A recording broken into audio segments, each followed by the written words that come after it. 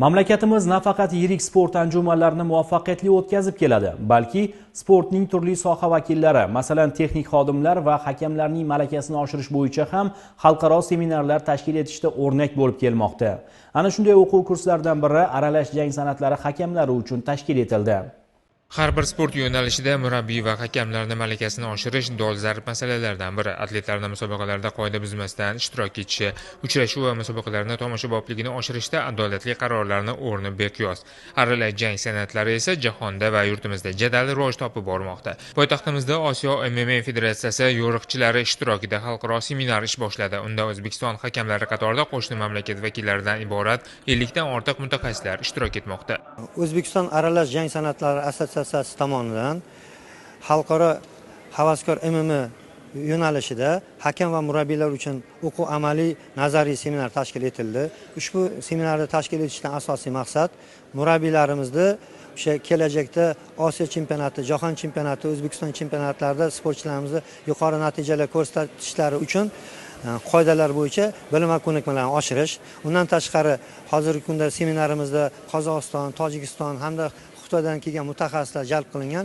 Ushbu hakamlarimizga ham milliy toifani berish, mana shu milliy toifani olgan murabbiylarimizni xalqaro seminarlarda yanada ularni darajasini oshirib, xalqaro toifadagi hakam unvonlarini olishga qaratilyapti. Bu seminarda murabbiy hamda hakamlarimiz o'zlarining bilim va ko'nikmalarini yanada chaqiryapti. Bo'lib o'tadigan Osiyo chempionati, Osiyo o'yinlariga mana shu seminarda olgan bilim va ko'nikmalaridan foydalanib o'zimizni terma jamoamizni tarbiyalaymiz. Seminar bir necha qismdan iborat. Xalqaro ekspertlar tajribali mutaxassislar bilan dastlab MMA'ning nazariy qoidalarini tushuntirib bormoqda. O'zlashtirilgan bilimlar amaliyotda sinab ko'rilmoqda. O'quv jarayoni davomida tushuntirishlar berib, vaziyatlar izohlab borilyapti. Osiyo MMA federatsiyasi tomonidan tashkil etilayotgan bu kabi seminarlar mazkur sportning qit'a o'yinlaridagi jozibasini oshirish, bu orqali kelajakda Olimpiya o'yinlari dasturidan o'rin olishni maqsad qilgan. Milliy toifadagi hakamlar esa chempionatlar va boshqa musobaqalarni oson o'tkazib olishga, MMA'ning rivojiga katta hissa qo'shadi. Markaziy Osiyo mintaqasida juda ko'p mamlakatlar o'rin olishgan. Hakamlar va murabbiylarni bir joyga jamlash, ularni tajriba almashishga ham yordam beradi. Murabbiy va hakamlar olgan bilimlari bilan yosh atletlarni tayyorlashga yangicha yondoshishlari mumkin bo'ladi.